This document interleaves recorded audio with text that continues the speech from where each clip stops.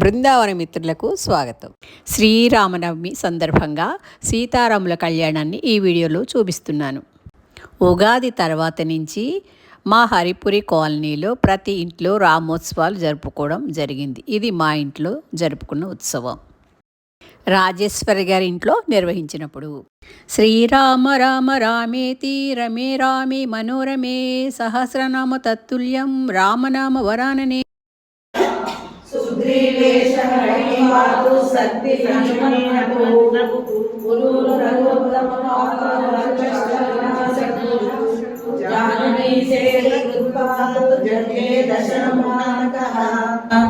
సదృష్టిమపి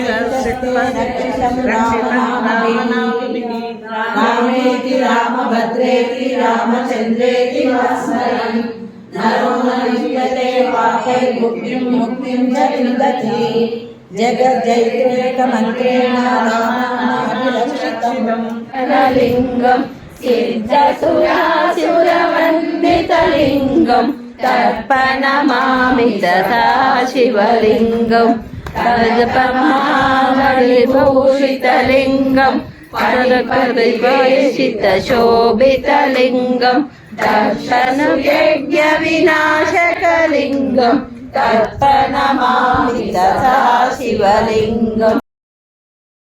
శ్రీరామనవమికి ముందు రోజు మెహందీ కార్యక్రమం నిర్వహించుకున్నాం. ఈ సందర్భంగా మగపెళ్లి వారి తరపున కూర్చున్న శోభ గారు అందరికీ గాజులు తొడిగారు. శ్రీరామ జయ రామ జయ జయ రామ శ్రీరామ జయ రామ జయ జయ రామ శ్రీరామ జయ రామ జయ జయ రామ. కళ్యాణ మహోత్సవానికి అందరూ ఉత్సాహంగా ఎంత బాగా పనిచేస్తున్నారో చూడండి. ఆ శ్రీరాముని దయ వలన అమ్మవారి తరపున మేము కళ్యాణంలో పాల్గొనడం జరిగింది. రామ రామ రామ్ రామ్ రామ్ జయ రామ రామ రామ్ రామ్ రామ్. అమ్మవారిని పెళ్లి కూతురుగా అలంకరించి దీపారాధన చేసి తలంబ్రాల బియ్యము అన్నీ కలిపి మేము మండపంకి బయలుదేరాం. ఇదంతా మన ఆనందం కోసం చేస్తున్నాం అంటే సరిపోతుందా? లోకమంతా బాగుండాలి అనే ఆలోచనతో చేస్తున్నాం, అవునా? సరే, మరి ముందు మా రాముడి గురించి ఏం చెప్పాలి అంటే నీలమేఘ శ్యాముడని చెప్పాలా, ధనుడు భార్య అని చెప్పాలా, తన ధనస్సు ధరిస్తే రుద్రుడిలా అంటే పరమశివుడిలా ఉండాలని చెప్పాలా? మరి సీతమ్మ కంటే గొప్ప అని ఏ విషయంలో మేము రాముడి తరంలో చెప్పండి. Thank you. మరి సరే, సీతమ్మ గురించి మీరు అమ్మ గురించి చెప్పిన తర్వాత సీతమ్మ వారి గురించి నేను వివరాలు చెప్తాను.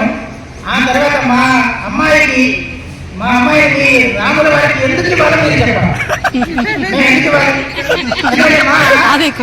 మా ఒక సుకుమారి అందాల రాశి బుద్ధి గుణాల్లో మేటి అయినటువంటి కన్యారత్నమైనటువంటి సర్వాలంకార భూషితమైనటువంటి మా సీతమ్మని, మా వైదేహిని రాముల వారికి ఎందుకు ఇవ్వాలి? అయితే మా సీతమ్మ వారి కొంచెం వారి వంశక్రమం కూడా చెప్పుకుని వస్తాను ముందు. తర్వాత మీరు చెప్తురుగా మీ విషయం ఏంటి, అసలు మీరు ఎవరు, మీ పుట్టుపూర్వత్రాలు ఏంటి మీరు చెప్తురు కానీ లేకపోతే శర్మ గారు చెప్పారు. బ్రహ్మ ఆదిగా కలిగినటువంటి సృష్టి క్రమంలో 7వ వాడు నిమి చక్రవర్తి. నిమి చక్రవర్తి కుమారుడు మిథి చక్రవర్తి. మిథి చక్రవర్తి కుమారుడు జనకుడు, ఆది జనకుడు. అక్కడి నుంచి వారి వంశక్రమం జనకుడి నుంచి మొదలైంది. తర్వాత అందులో 13వ వంశం వాడు, 13వ తరం వాడు దేవరాజు. ఇక్కడ దేవరాజుని గురించి ఎందుకు చెప్తున్నానంటే శివధనస్సు త్రిపురాసుర సంహారం తర్వాత శివధనస్సు దేవరాజుడికి వదలం జరిగింది శివుడి ద్వారా. అది ఆ విధంగా పరంపరగా వస్తూ 25వ తరం వాడు కీర్తిరాజు. 25వ తరం వాడు కీర్తిరాజు. కీర్తిరాజుడి కుమారుడు మహారోముడు. మహారోమ మహారాజు కుమారుడు స్వర్ణరోముడు. స్వర్ణరోమ మహారాజు కుమారుడు హ్రస్వరోముడు. హ్రస్వరోమ మహారాజుకి 2 కుమారుడు. ఒక ఆయన శ్రీరధ్వజుడు. మనం జనక మహారాజు అనుకునే వారే వారి పేరు అసలు పేరు శ్రీరధ్వజుడు. ఆయన ఇంకొక పేరు కూడా ఉంది, ధర్మధ్వజుడు. ధర్మధ్వజుడు అని కూడా వారికి పేరు ఉంది. జగన్ మహారాజు అంటే మనం చెప్పుకుంటున్న శ్రీరధ్వజుడికి ఇద్దరు కుమార్తెలు, ఒకరు సీత, రెండవ వారు ఊర్మిళ. తర్వాత శ్రీరధ్వజుడి తమ్ముడు కుశధ్వజుడు. కుశధ్వజుడికి ఇద్దరు కుమార్తెలు, మాండవి, శృతకీర్తి. సో వీరి నలుగురు కూడా అంటే జనకరాజ వంశం నుండి వీరిద్దరి సోదరుల కుమార్తెలు నలుగురు కలిసి దశరథ మహారాజు కుమారులైనటువంటి నలుగురు కుమారులకి కళ్యాణం చేయవలైనటువంటి ఆర్యులు నిర్ణయించారు. వశిష్ఠ మహర్షి, దశరథుడు వీరంతా కూడా నిర్ణయించారు. ఆ ప్రకారంగా ఈరోజు శ్రీరామనవమి కాబట్టి ఈరోజు శ్రీరామ కళ్యాణం లోక కళ్యాణార్థం జరుపుకుంటూ ఆనందిస్తారు. సీతారాముల కళ్యాణము చూతమురారండి, శ్రీ సీతారాముల కళ్యాణము చూతమురారండి.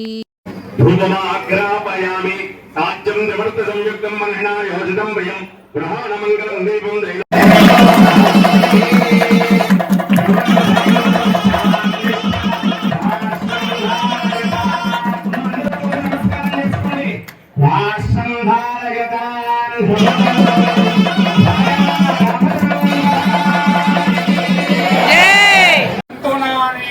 తంతునామేన లోకరక్షణ హేతునా కంఠే పద్నామి సుభగే మమ జీవ ఇహ జీవ శరదాం శతం.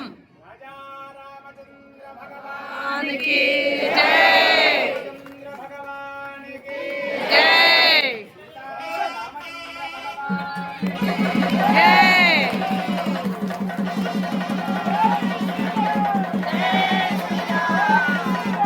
జై శ్రీరామ్, జై శ్రీరామ్, జై శ్రీరామ్. సాయంత్రం అందరం కలిసి చాలా ఉత్సాహంగా శోభాయాత్రను నిర్వహించుకున్నాం.